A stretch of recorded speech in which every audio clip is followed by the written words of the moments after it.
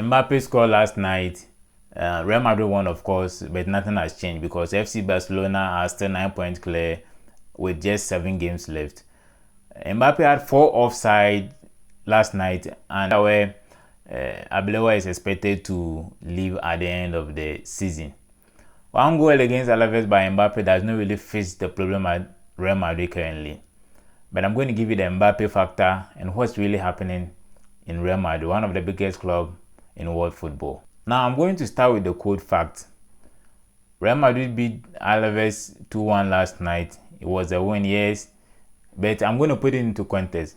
Alaves is one of the weakest sides in La Liga currently, and that was a game Real Madrid were expected to win at all costs. Knowing very well FC Barcelona sits at top of the table, 79 points, 9-point gap, and just 7 matches remaining. You needed to win this match just to keep your hopes alive. Now Real Madrid will hope that FC Barcelona collapses completely while they win every single game they have. And this is not a realistic title challenge, but this is a mathematical miracle, and everyone at the Bernabeu is aware of this situation. You can't hope FC Barcelona collapses completely. Knowing FC Barcelona getting closer to the title at this stage, it will be very difficult for them to slip off. Barcelona is not Arsenal. Now let's talk about the main man, Kylian Mbappe. Last night he had a goal. He had 4 shots on target, 1 shot blocked. On the surface that looks good, but dig deeper, 4 offside tells a completely different story. 4 offside in one La Liga game means one thing. Mbappe's movement and coordination with his teammate is still not where he used to be at Real Madrid. He's running in behind too early. His timing is off, and his connection with the rest of the team is still not sharp enough. That's not just an individual problem, that is a systemic problem. A player of Mbappe's quality shouldn't be caught for offside in a single La Liga game, most especially against CD Alaves, a club that has the weakest defense in La Liga. Real Madrid paid a fortune for Mbappe to the Bernabeu. They had high expectation, an enormous expectation, but it seems there's nothing to write home about because there's a question. Why hasn't Mbappe been able to transform this team the way everyone expected? There's a big problem. What is the problem? And that brings us to the bigger picture. Since Mbappe joined Real Madrid in the summer 2024, what has this club really achieved? Last season, Real Madrid finished runners-up in almost every competition. Barcelona humiliated them 5-2 in the Supercopa final.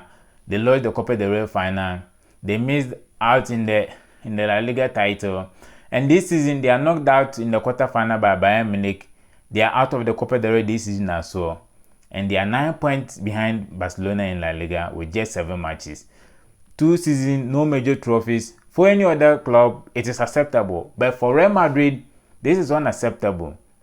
The most successful and decorated club in world football, 12th season for 2 consecutive seasons is unacceptable. It is unacceptable. You cannot talk about Madrid's problems without touching the managerial situation, because this is where it gets truly alarming. In just 2 years, Real Madrid have gone through 3 managers. Carlo Ancelotti leaving the 2024-2025. He is the most decorated Real Madrid coach. Then came Xabi Alonso, coming off an unbeaten season at Bayer Leverkusen, sacked after just 7 months, and then Arbeloa coming in from the Castilla side, who was managing the reserve team months ago, coaching one of the biggest clubs in world football, and it seems there is nothing to write home about. 3 managers in two seasons, no stability, no clear identity, and you cannot build a team around changing managers, and the players are aware of that. So my question is, what is really going on in Real Madrid? In my opinion, it comes down to 3 things. First, the squad has massive gap. The retirement of Toni Kroos and departure of Luka Modric left a huge gap in the midfield structure, and that has never been filled properly. The second thing is Mbappe's integration into the team. It's still not incomplete. He's a world-class player, and we are well aware of that. He has not yet found his best partnership with Vinicius Jr., and that is a big problem. And the rest of the attack, he's not finding his best partnership.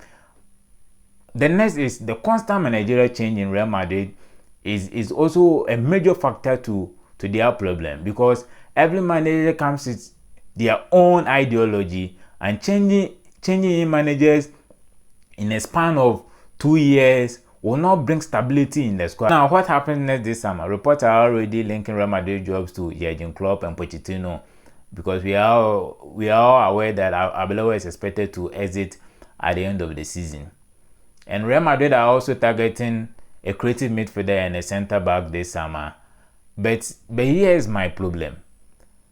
Signing a new manager and getting 2 players will not completely fix Real Madrid's problem. Real Madrid need a complete overhaul of their footballing identity. Now there is an El Clasico, and Real Madrid and Mbappe had one job to do, just to clear the mess they've done throughout the season. Now FC Barcelona winning the La Liga title 2 consecutive times has really exposed what is really happening in Real Madrid. He has really exposed the broken structures in Real Madrid. Now, I want to pose this question. Is Mbappe really the problem, or is he just a victim to an existing structure? Let me know your thoughts in the comment section.